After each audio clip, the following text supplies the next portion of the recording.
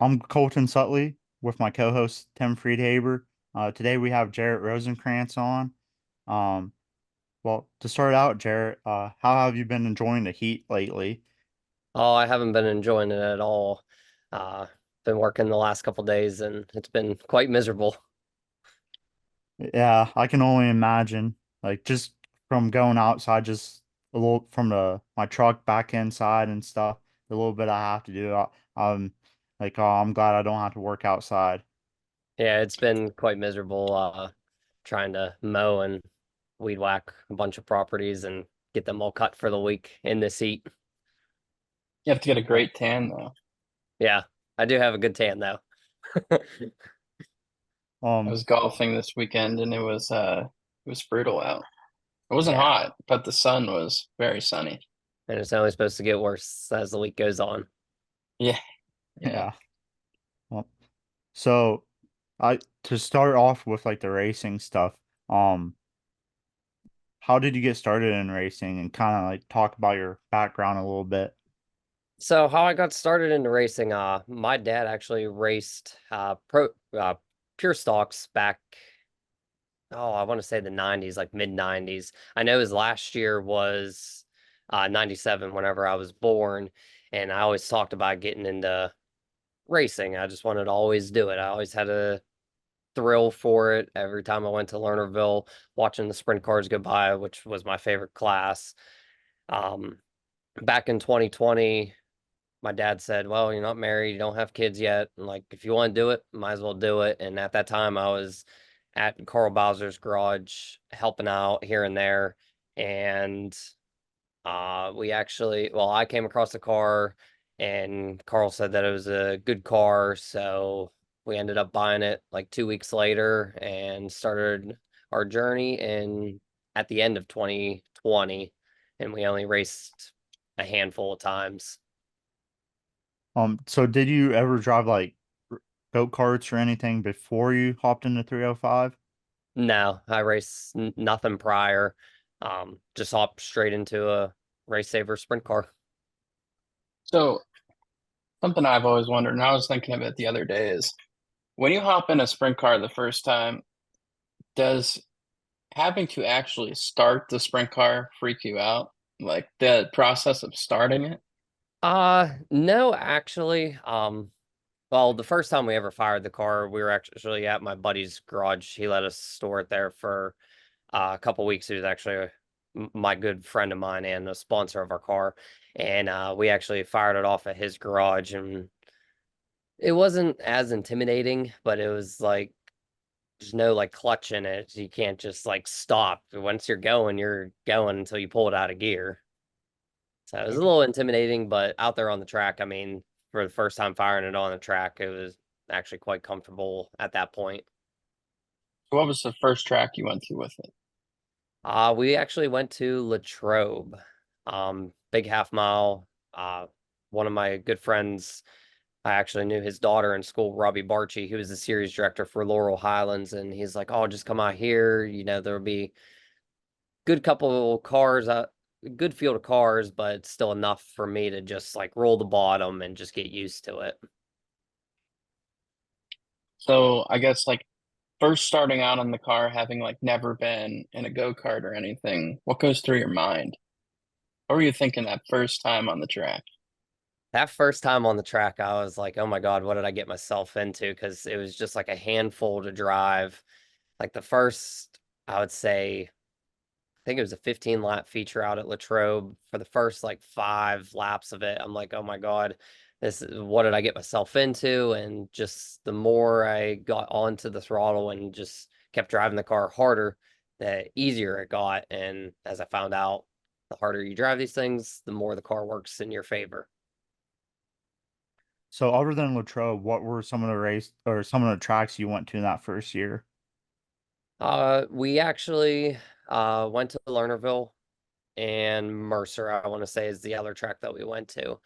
And I believe the second or third night in the car, I just said, well, I'm just gonna keep my foot into it until it scares me. And I want to say that second night, I think I was mainly full throttle all the way around I want to say it was Mercer, and that's a tricky track to get used to, but I mean, I just said no, I'm gonna go until it scares me, and I haven't had any regrets about doing that. I think that helped me out in my confidence a lot.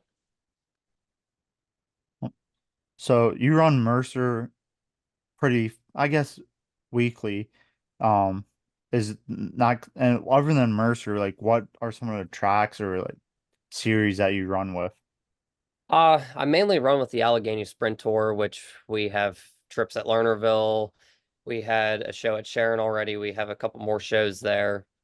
Mercer, Latrobe. We go to Roaring Knob, which I know is down towards Washington, I believe. And there's another track up in New York that we'll be going up to for a 2-day event.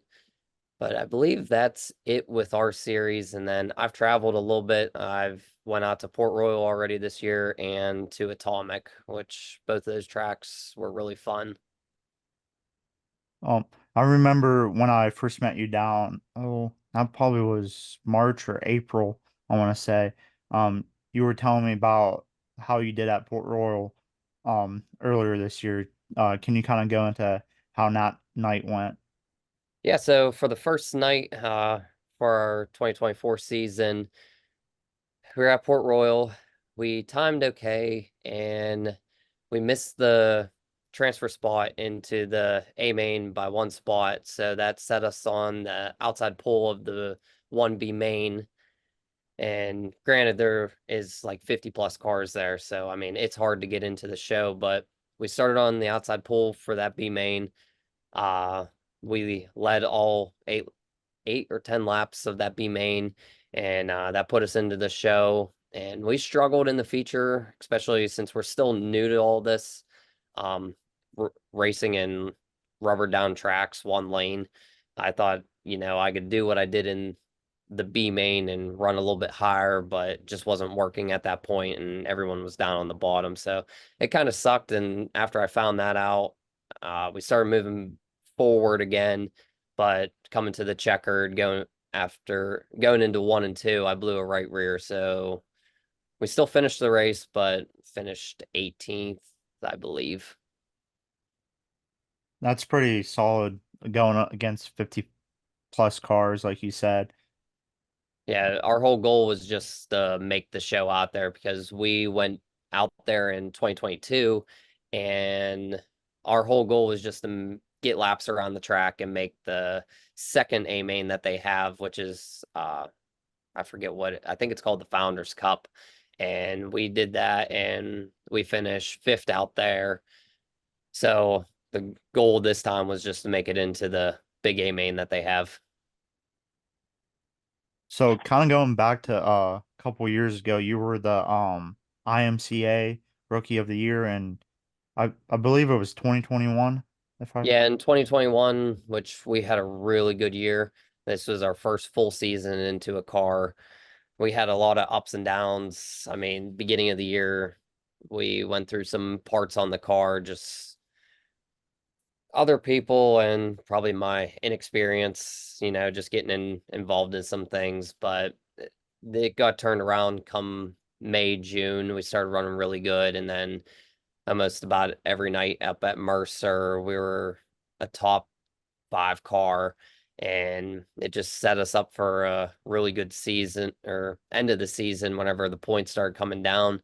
We didn't actually know we were in contention for the rookie national until the last week. It came down to a Saturday night between me and another driver out in Central PA, Austin Reed. And that night, we were at Lernerville, and I finished second out there. And I believe he finished second out there. And it came down to some kind of points thing that they figured out on IMCA's side, and we came out on top by 1 point. how did it Hmm. feel to be the Rookie of the Year in the whole country? It felt really good. I mean, if you would have told me whenever we first started racing that year that I would have been the rookie national of the year, I'd have said that you're crazy. But like whenever we seen our name posted up there that we were the rookie national of the year, it was just impressive. I mean, just for being a small family team. I mean, I would have never guessed that we could have done that. And we were actually the first uh, IMCA, uh, any kind of class from PA to get Rookie National of the Year title. So that was pretty cool accomplishment also. That's awesome. Yeah. So I was looking at your like Allegheny Sprint Tour results from like 2020 on to now. And I saw that you raced Tri-City in 21 and 22, but not 23. Is that correct? Yeah, in 23, I don't think we were scheduled there at all. I know in 21, I think we only raced there once, and then I really don't remember too much from 22. We just had a whole whirl of issues that year. We found out we had bad bars, and that just year we just kind of wiped because what we learned doesn't work now for what we were trying to do with the Hmm. car.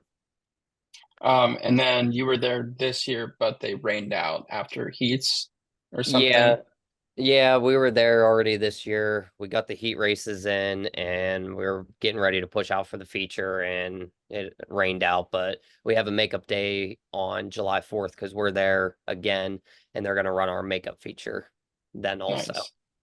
Nice. So from like 2021 until now, when you were there, have you seen like improvement in the track, do you think?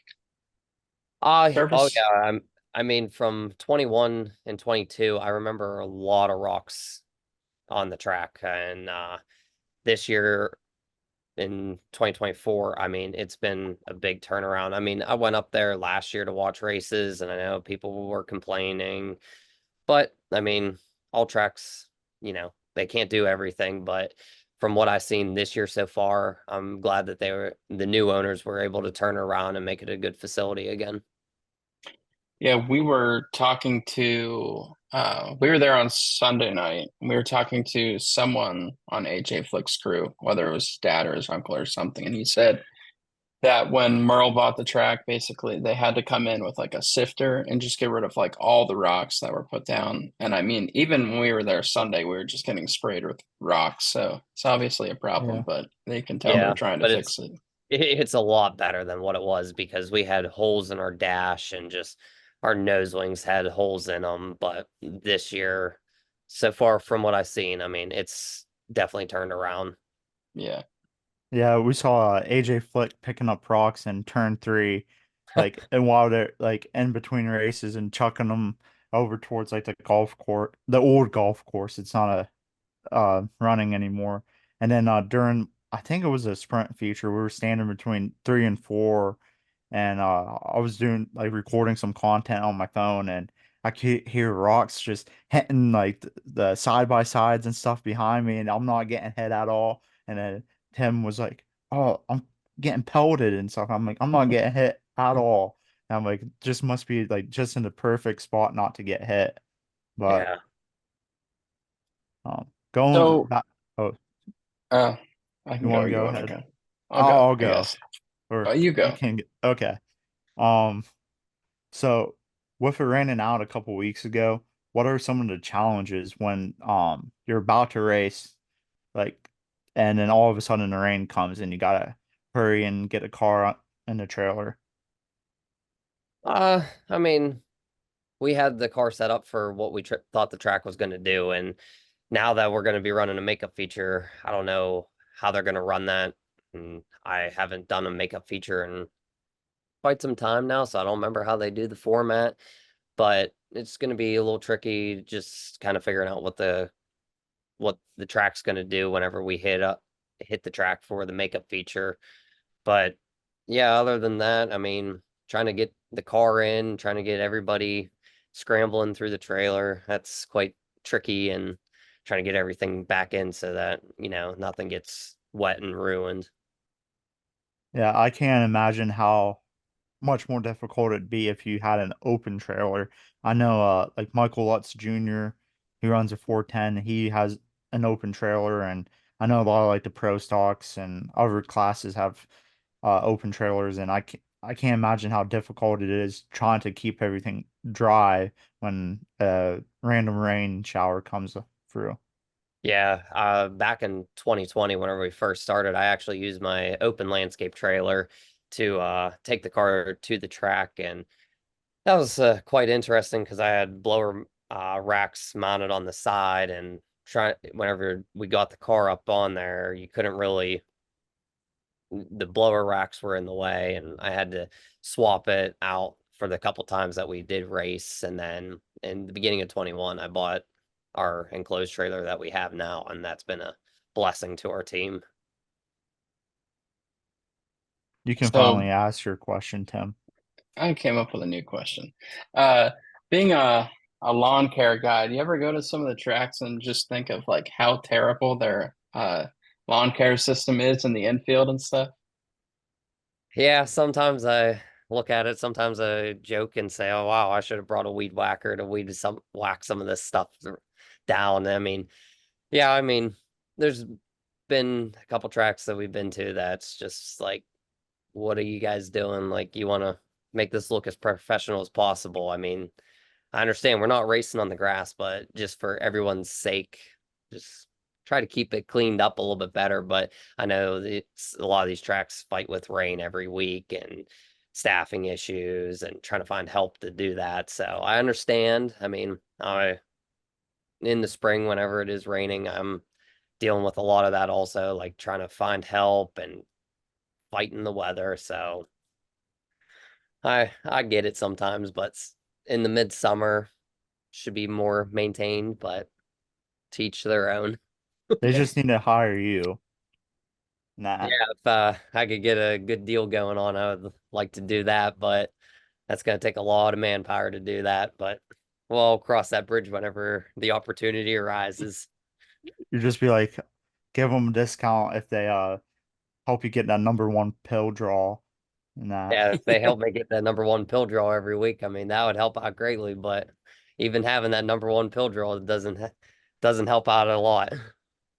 Um, so with your the trying to balance the lawn care business and go racing on the weekend, just kind of talk about like some of the difficulties with trying to manage both of those.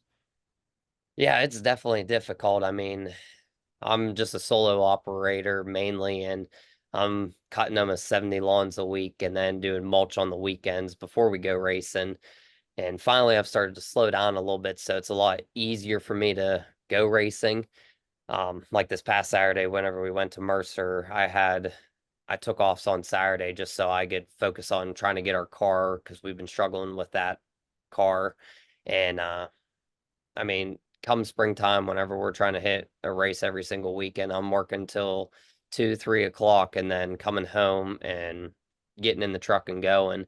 But a lot of that is thanks to my dad because while I'm out working, he's usually washing the car, doing all the maintenance, and all I got to do is just motor maintenance, and I got to put turns in the car and just do my setup. But other than that, I mean, he takes care of everything. Like we're putting together a new chassis right now, and while I'm out working, he's working on that right now so that I could focus on work and still make money so we can still do this. But I gotta give a lot of credit to him. Um, where are you, where's your business located out and what's the name so that anybody that's listening that wants their grass mowed by, go support a racer can hire you. Yeah, we're located in Butler, PA. We service Mars, Cranberry, Wexford, and Gibsonia, and obviously Butler.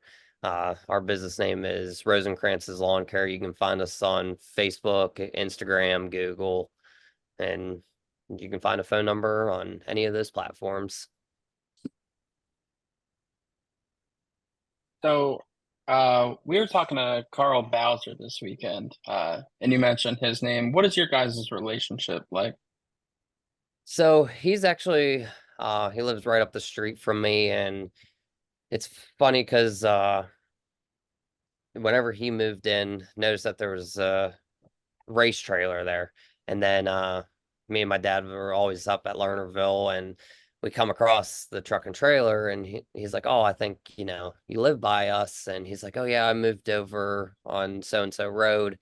And the one day my dad was going back home, and he's like, "Oh, you should go help him out because I think Carl was having mower issues that day, and he actually reached out to me and just said, "Hey, can you just take care of it?"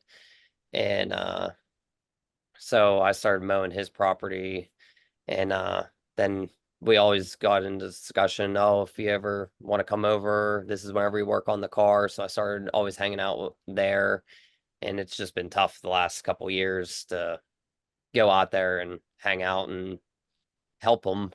But yeah, it kind of started as, just, hey, you moved in next door, and now I sponsor his car. He's helped us out greatly in racing. And yeah, whenever I get a chance, I always stop by and say hi and see what's going on. Awesome. Yeah. So, So, oh, you can go ahead, Tim. so maybe it was last year, and I don't want to be wrong on this, but you were sponsored by Krill Recycling. Yeah, last year I was sponsored by Krill back in 22 and 23. And then I honestly don't know what happened. Didn't ask any questions, but we were no longer being sponsored by him, and picked up a new sponsor this year, Langer Material Handling with Bobcat forklifts. That actually came about. He's actually one of my customers, and I've asked him ever since we started racing, like, hey, would you be interested in sponsoring? And he's always said no. And then this deal came about with Bobcat, and he said, let's do it this year. So it kind of just worked all in its favor. I mean, we'd still love to be supporting the crew recycling, but I mean, I always still take my scrap there and support him because he does a lot for racing, and we can't thank him enough for what he's done. Yeah, it seems like he just kind of backed off on the sponsorship side because he used to sponsor George Hoball as well, and I've noticed that Hoball doesn't have that sponsorship anymore. But it's pretty cool seeing Bobcat on the side of a sprint car, and just like the look of your car, like the with the red of the Bobcat and the black and the green, it looks real nice. Yeah, it turned out way better than expected. And whenever I went into his office about it, and he's like, "Oh, like I got this whole big idea," and he said it came out better than expected, and he couldn't wait to see it in person. So we did an unveiling at his shop, and he was very excited for it. And he's doing a bunch of stuff with his workers, like they're having a night up at Lernerville whenever we're there.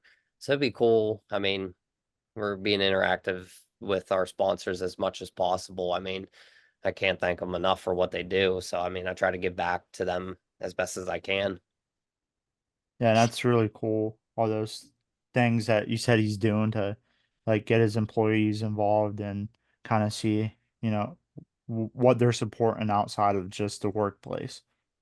Oh yeah, it's good. I mean, especially how this has all come about, and he's happy to do it, and he loves it.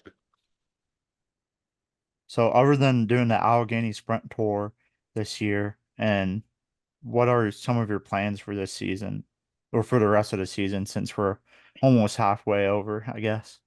Yeah, it was actually a rough start with all the rainouts we had, but I mean, we just want to try to keep on learning every time we hit the track. I mean, we had a good run in 21, and then found out that all the stuff that we've been doing hasn't been working, especially with Mercer's new surface. We just want to keep learning. I mean, I've learned a lot about from like even AJ about taking notes every single time we hit the track.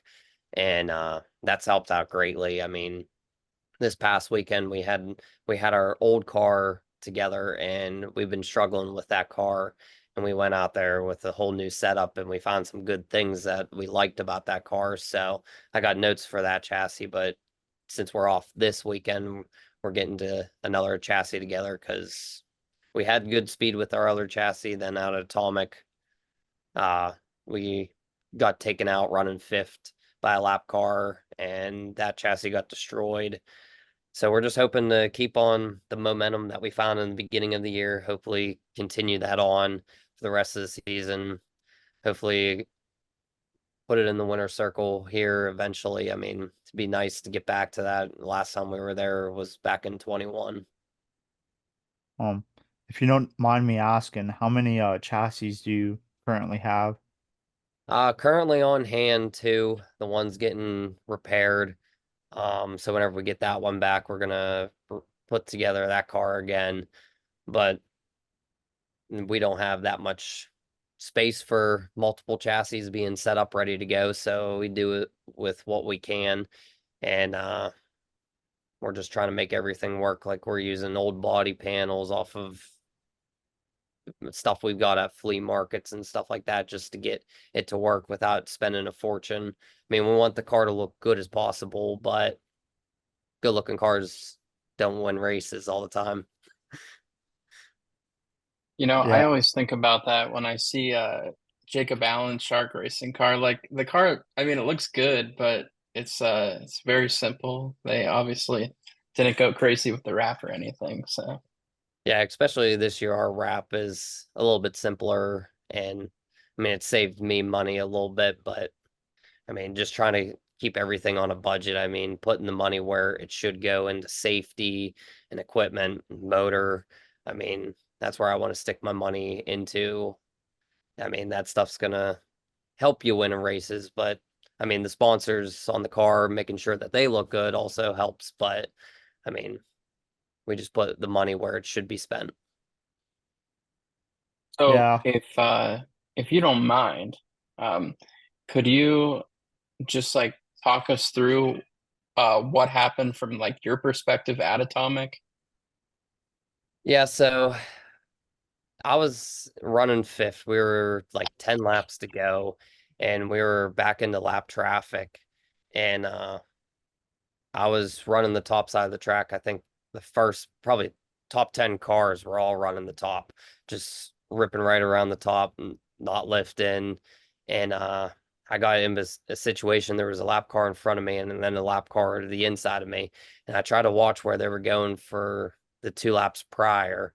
I seen how the fourth place car got in front of them, how he maneuvered them. So I was going to do the same thing. So as I'm going into 3 and 4, I set him up pretty good where I was going to split both of them going into 1 and 2. And the car to my inside just came straight up the track right to where my lane was and never seen me. That's what he claims. But I mean, we were kind of side by side racing in the corner. But yeah, he got his right rear into our left front. It pushed me into the wall. The right front of the car uh, hooked the wall and just grabbed it, and we bent the whole chassis. So it was a pretty expensive night, but it just sucks. But I mean, there's probably ways that I could have avoided it, but whenever a car just darts up the track like how he did, I mean, there's nothing really you can do. I mean, I tried to lift and hit the brakes, but there was no time to react. Mhm. Yeah. And the same thing happened at Mercer 2 weekends ago and actually bent the chassis we're running now, but it's only bent a little bit, which it doesn't scare me. Have I was you just about, oh, sorry, go Tim. ahead. Go ahead. I was just about to bring up the Mercer situation because we talked just briefly about kind of like what happened and you shared with me a video of like what happened and it just kind of it looked like it could have been a lot worse. You guys could have both went for a pretty good ride, but luckily both of you guys did not. Yeah, luckily we didn't. I mean, he got some airtime, but luckily he didn't flip and I didn't flip. I mean, it was just like a racing deal. We were both racing hard, come to the checkered. We were coming just about ready to enter 3 and 4 and just came up the track. I tried to give him as much room as I could, but without dipping over the track. And I never expected him to come up that high. And whenever I seen him coming up that high, I tried to hit the brakes and I tried to lift, but again, little to no room to do anything. And he hopped my left front and came across our nose, and we both got tangled up. But I mean, it's part of racing. We were both racing hard. I have no hard feelings. It's just a racing deal, in my opinion. So other than the chassis get or the frame getting bent a little bit, and the wing, both wings got damaged. Was there any more damage in that? No. I mean, the only thing that got bent on the frame was the down rail where the shock spud is. He must have tapped that and it bent that left rail like a 16th of an inch. I mean, it's hard to notice from your eye, but yeah, the nose wing got destroyed. That was not fixable. And the top wing, the sideboard was all crinkled up and the belly was a little crumpled up also. But my dad has this way with working metal because he was a sheet metal worker. He actually was able to get the belly of the wing all fixed back up and get a new sideboard on it. And then we got it rewrapped and we actually ran that same wing that got kind of destroyed the week prior. We ran it this weekend. Okay. And all our nose wings that have been involved in stuff, I mean, they get they go through a lot of abuse. And I think the three that we've had, the one on the car and the two that were hanging up in the trailer, all have been wrecked in some way or banged up, and my dad's fixed every single one. So he's pretty impressive with that. Yeah, and I'm sure that saves quite a bit of money as well. Oh yeah, they can get expensive because I mean we go through quite a few of them. So Sunday when we were at Tri-City, there was two cars racing for the lead, and the one car got his like nose wing knocked off a little bit. How much of a drastic change does that make to the car? Yeah, we've actually raced with our nose wing like flip back. It's actually broken the front where it mounts onto. And I mean, you can tell a difference. I mean, yeah, we have a lot heavier engines in our cars. It's not like the aluminum 410s where it's so light in the front and they're going a lot faster. I mean, you can feel a little bit of a difference, but it's not that big of a difference. I think whenever you go up to 410, whenever you have the lighter motor and you're carrying greater speeds, I think that's whenever you'll notice it a lot. But for up at Mercer, whenever we lost the nose wing and it flipped back up, I mean, yeah, I was catching a little bit of air, but not enough to keep the front end down because it was kind of hopping around quite a bit. But I mean, it was still drivable. Gotcha. Um, So speaking of the 410, when do you see that in the future for yourself? Well, I'm currently trying to in the process of buying a house, so after that gets done, Um, I'll definitely start looking into getting a 410 motor. That's been the talks for the last couple years is how can we make it make do with what we got going on right now and how can we go 410 racing. Um, right now we plan to stick this year out in the 305 and possibly might consider it heavily next year going into 410, but I think where I'm at financially with buying a house and just other things going on. I think might have to wait another year or two. But if the opportunity arises where we can do it, we'll definitely do it. we'll be So looking forward to when that day comes, but we can wait. Good things come to those who wait, so we'll wait patiently for you to hop up into the 410 ranks. Oh yeah, I'm gonna be ecstatic whenever we get up there. I think that we would have a good car. I think there's still a lot of learning we got to do, especially in the 305. I hope to take a lot of what we learn and hopefully be able to put that towards our 410 program, but we won't know until that opportunity arises. so do you have a trailer big enough to bring two chassis with you to a race? No, our trailer is only a 28 foot. I mean, it has everything that we could need from rear end, front ends, wings, Nerf bars. I mean, everything you could imagine except for another chassis and another motor. If we could figure out how to do that, we would, but for what we're doing, I don't think it's really feasible to bring another chassis and another motor unless if we were going out to the Race Saver Nationals, which are in Nebraska, then we would consider taking all that, but I would probably just take another trailer with me. I think that would be the best bet because I mean our trailer is packed full the way we have it now. Gotcha. Have you ever been out to the Race Saver Nationals? No, I've always watched it whenever they do the streaming every year. I've always watched it, and I mean, there's over 100 cars there every year, and I mean, you can have a good car, and it's hard to get into the actual A main that they have. I mean, a lot of people are doing the alphabet soup, just like I believe it's the Chili Bowl Nationals. I mean, you're racing there, and you need a good crew to know what to do to the car as the tracks change and adding fuel. Because let's say you win the C main, you're going to be put in the B main, and you got to go right then and there. I mean, I don't even think you get 5 minutes. So it'd be an experience to race it, but I think for where we're at, I mean, I'm still in my busy season. I don't think it would be feasible to race it, but if that opportunity arises, we'll definitely take it. I mean, I'd love to experience it just once. I'm sure it's kind of similar to the Knoxville Nationals where it's like there's 100 some cars and 90 plus are all very good and like only like the top like 1% can win because it's just so demanding and so many great cars out there. Oh yeah, it's definitely demanding. I mean, really good cars out there, and I think we need a lot more experience before we would go out there.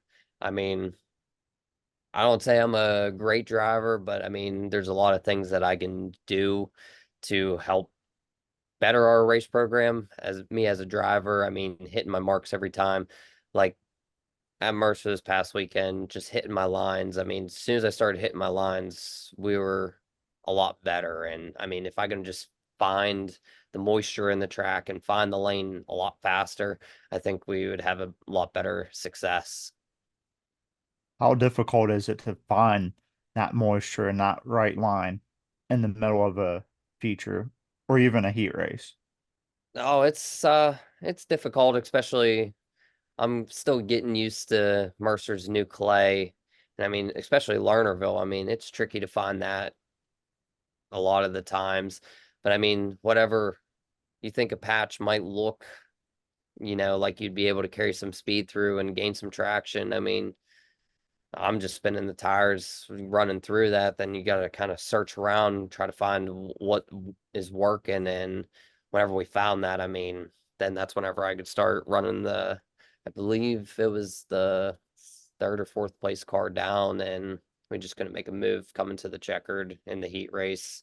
But I mean, it's difficult, but it's a lot of, again, on me trying to figure out how to, find that faster. So going back to not to the Race Hero Nationals, but to just kind of what's the biggest race that like you race or that you have raced in a 305, I should say. I'd say the Port Royal race, the Keystone Classic. Both times we were out there, it was Keystone race. The one that we went to beginning of this year was the makeup for last year, and we've talked about going to the Keystone this year, but I think we have scheduling conflict with Mercer, and we're trying to stay in Mercer points. We're not really chasing points, but we like to see how we end up this year. Do you know when the Keystone Cup is? Or I want to say it's the 29th of June. I believe there's something about that date that's sticking in my mind, but I could be wrong on that, but that's for some reason that's what I'm thinking right now, which is not this coming Saturday, but the following Saturday, and we'll be at Mercer. Unless if Mercer rains out and Port Royal's running, that we might consider going out there. well, with how Mercer's season's been, it might rain out.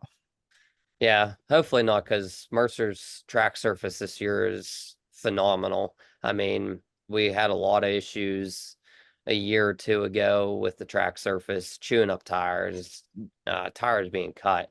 And this year it's by far really good. I mean, they turned it around last year, and this year it's even better. And I know they just got some new clay put down, so can't wait to race on that, and hopefully it's a lot smoother.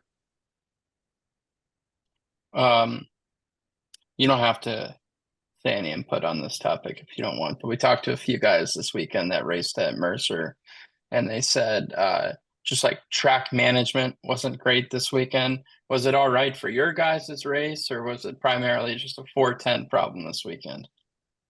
Oh, I seen the whole debacle that went down on Saturday night. I mean, I don't know what was going on. I don't know what was being said in drivers' ears, but just some of the things that tran transpired on that, I didn't agree with. But again, didn't see all of it happen, but I know kind of what did happen, and I just don't agree with the track's decision on it.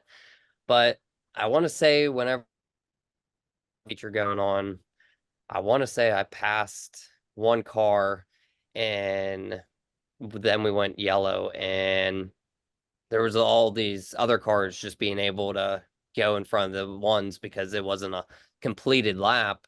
And I figured, oh, well, I'm going to get my spot back. And they didn't give my spot back, but the cars behind me got to go in front of other cars. I don't know. It was just a whole debacle, but I don't know. I really try not to say too much or, say anything bad towards tracks, but whenever something like that happens, it irritates me, but I mean, we were able to get back in front of the car and keep trying to charge forward. It's kind So of like like oh, I was gonna say and like well, like people playing like pickup basketball, they say ball don't lie. So kind of like the similar thing, like like if something doesn't go the way it's supposed to, it'll all work out in the end. Yeah, it will. I mean, I just still wish we could have seen it play out how it did up at Mercer instead of sending Spihaler back. Um, so he had a really good car that night, and I don't know who brought out the caution, but they deemed it as Spihaler, which I don't think is correct, but it's done. It's over with. I hope, Spihaler continues to support the track because he had showed some great speed up there over the weekend. I did see that Mercer posted on their Facebook that they were sorry about the incident and that it wouldn't happen again, and they try their best to make sure that doesn't happen. Yeah, So hopefully hopefully that not. means they took care of some business.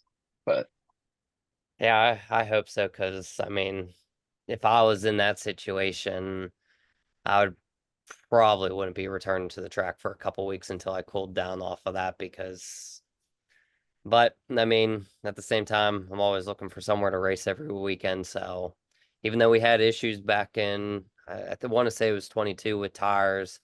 I mean, I still supported the track, and I'll support any tracks around here unless if something really goes wrong. But mhm. Yeah, I Yeah, think that's how. we Go had ahead. Spithaler on about 2 months ago on this podcast, and he was calm, cool, and collected, very professional. And we saw him at the track on Sunday night, and he was still fired up from the night before. And you could see it in his driving too. He went off for the heat race, and he was about probably 10 car lengths in front of the guy behind him. So he was pretty pissed off from the night before still. It doesn't help that you have Carl Bowser and everybody else picking and prodding at him, trying to get him going a little bit. oh yeah, especially if I get mad driving, usually I end up driving better. But I haven't found that thing that makes me mad every single time I get in the car yet to make me drive better. Because I know one night, uh, the car about ran in the side of me, and I was so frustrated because we were running second, and this was during the heat race, and they pushed me back out, and I went from sixth to second or third that night just because I was just so mad. And I was just irritated, so I drove a lot better the rest of that night, but unfortunately didn't get it into victory lane. Hey, I mean, landing on the podium is always a good night in my book. So, Yeah. Yeah, in my book, um, getting the car back in one piece is a good night. that Yeah, is true too. because that during that heat race, I mean, I had some airtime whenever I went over, and luckily didn't roll it, but ended it backwards right into the pit chute, and I don't know how I didn't flip. Oh man. So on that topic, like I guess owners can only do so much. How important do you think like race management is and like track management is for like the general managers of the tracks? I think that's the biggest thing. Honestly, I never really thought of it. I mean, the owners can only do so much. I mean, then you got to kind of delegate your tasks. I mean, even in my business, if I could hire all the right people, I would. But I mean, trying to delegate it down, say, "Hey, okay, here's what you got to do." And I mean, that would help out greatly for a lot of these tracks. But I know they're operating on budgets and they can only do so much and they can only find the help. I mean, I don't know if a lot of people are volunteered or getting paid to do it. I mean, we appreciate everyone that's there helping out the tracks every weekend. Yeah. Yeah, that's a question I feel like a lot I've never really thought of in that, especially because some owners are more hands like even with just businesses, some owners are more hands-on than others and stuff.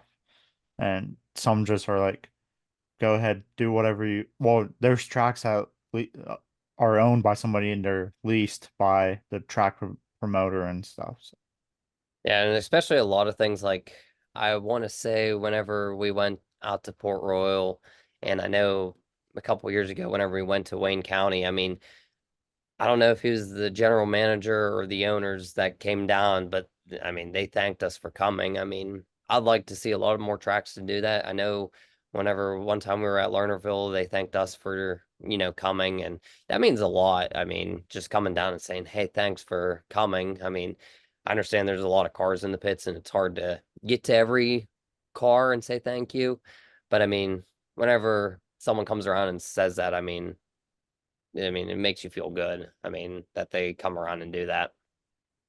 yeah, the drivers meeting would be a perfect opportunity to kind of hit get everybody with the thanks.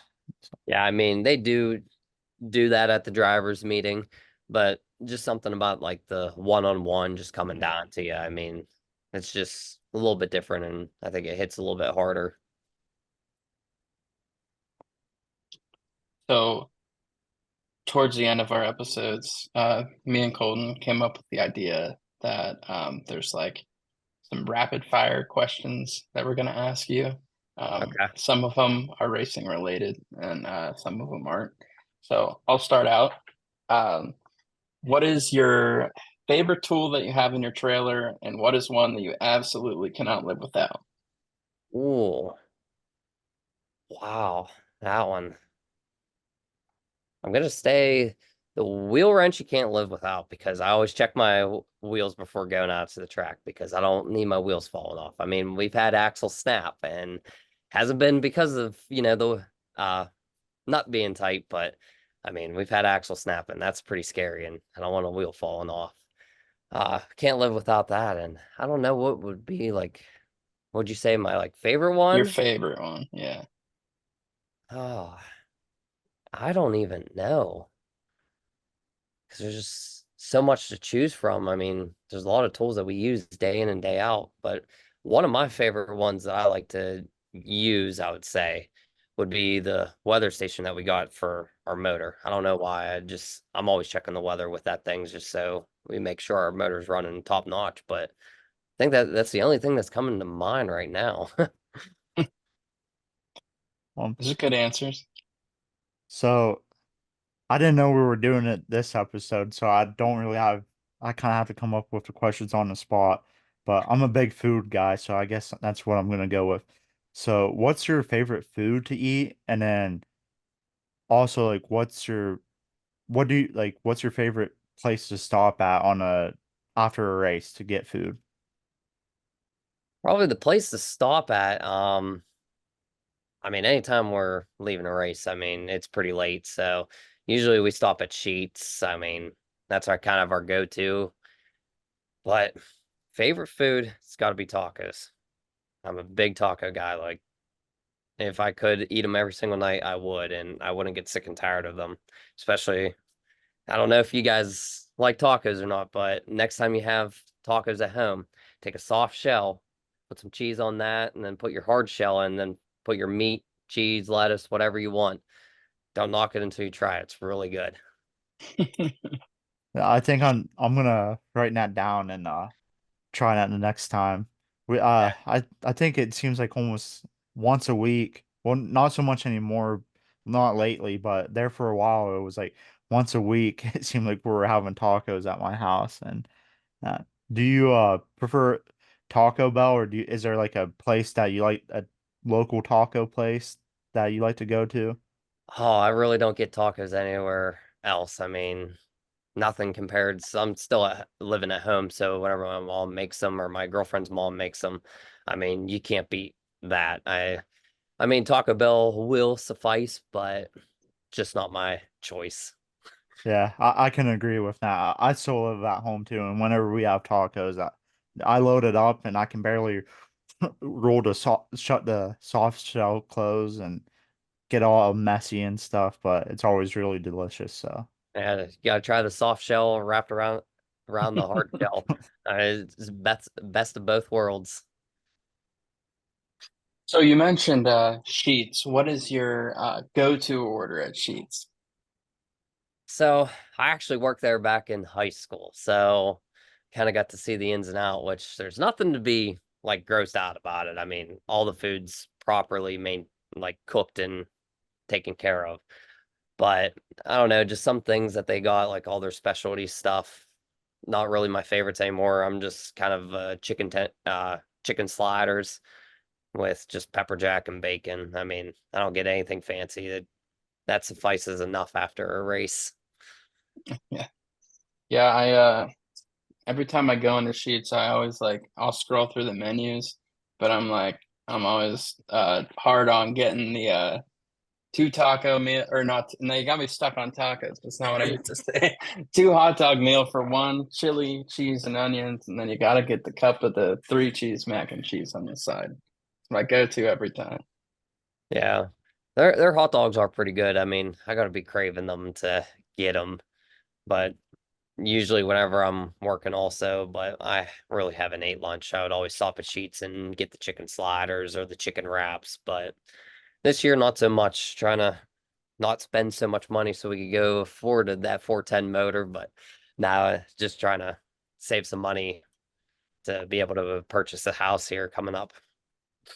yeah, and then you can save your appetite to eat a couple of those tacos you said about how you like to make them. Yeah, me and my girlfriend actually made chicken bacon ranch pasta, which is coming up next and next to tacos. I mean, it's really good. Yeah, That was pretty good.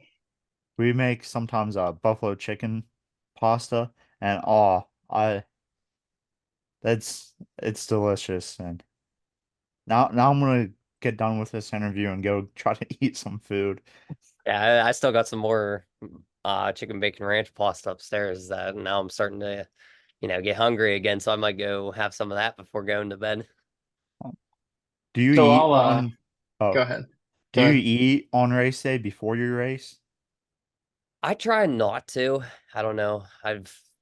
If I eat before I go to the race, I mean, I just don't feel that great. I mean, same thing with even whenever I'm working.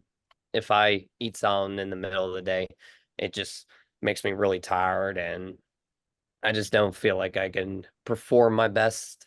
So I try to always stay on a light stomach on race day. And then like after we're done, then I'll eat something that'll fill me up a lot more, but try to just keep like snacky stuff, granola bars, pretzels, something like that, just to keep the uh try to keep some kind of food in my system.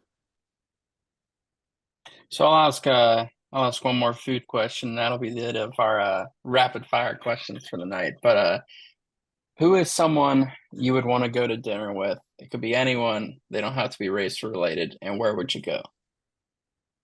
Oh, I don't know. I've never really thought of that question. If anyone, I'd say Brent Marks, trying to pick his brain about, making these cars work. I mean, a couple years ago, I think he was the winningest driver, the most amount won in a single year. I mean, he only stuck to the big shows. I mean, it'd be great to see how he's done it, how he's grown his team, and how they can hit on eight cylinders every single night and be a top performer. I mean, we just need to hit our marks every single night and just trying to do that. I would like some more insight. I mean, there's a lot of factors that can go into it, but just making sure that we're our best, like how he was, and try to repeat the same success. To where I would go, don't know. I'd probably pick Texas Roadhouse because that's my favorite. Um, I do have one more question before we wrap it up. What are some of the hobbies that you have outside of racing? Uh, really don't have too many hobbies. I mean, usually I'm working 10, 12 hours a day, so it's kind of hard to find time to do anything else. But now that I'm starting to slow down a little bit, me and my girlfriend, we like to go around. We just went up to Glade Mills, which is by our house, and we hiked the trail there the other night. And we'd like to go around the more state parks, national parks, go hang out there, go hiking. I think that's going to be something that we're going to try to do more this year. Okay. But other than that, I mean, really don't have any other hobbies other than just working racing. Um, so do you have any merch, and if so, where can people find it? We're currently working on merch right now. Stay tuned. I mean, I think we're in the final steps of that right now. Whenever we have anything, it'll be on our Facebook page, Rosencrance Racing. You can find us on there, find our where we'll be at that night and any kind of updates. And whenever we get merch in, um, we'll be able to sell it on there. You can reach out to us or just meet us at the track. Is there any other places people can follow you and your racing other than the Facebook page? Uh, I am on Twitter/X. I mean, whatever you want to call it now. Rosencrantz 25. I haven't really posted on there that much.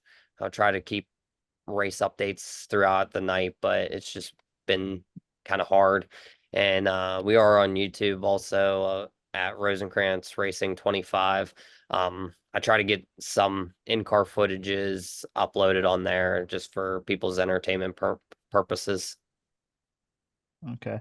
Um, and just last question is just an opportunity for you to thank some people that helped you out and like your sponsors and shout them out. Yeah, mainly would like to thank my mom and my dad for supporting me for doing this and my girlfriend Teresa for uh being there by my side week in and week out, especially with my crazy schedule and being there at the track with even her crazy schedule every weekend. But all our sponsors, we can't thank them enough. Langer Material Handling, Bobcat Company, Rosencrantz's Lawn Care, BL Hoover Property and Lawn Maintenance, Schmidt's Rust Proofing, um, Albertar Excavating, Rustic Acres Winery, Titus Tree Service, Mac Daddy Motorsports, 45 Customs. He does all our powder coating, does really good. Teresa Donaldson Photography, my girlfriend's photography business, takes amazing photos. Physical Therapy and Balance Centers in Butler, and Glade Mill Storage and Endless Summer Supply. That's all our sponsors for this year, and we can't thank them enough. All Awesome. right. Thanks for Well, thanks coming so on. much for coming on. Yeah, thanks for having me on. Really appreciate it. That was another great episode with Jarrett Rosencrance. We can't thank him enough for coming on. We really appreciate it. Go support his business.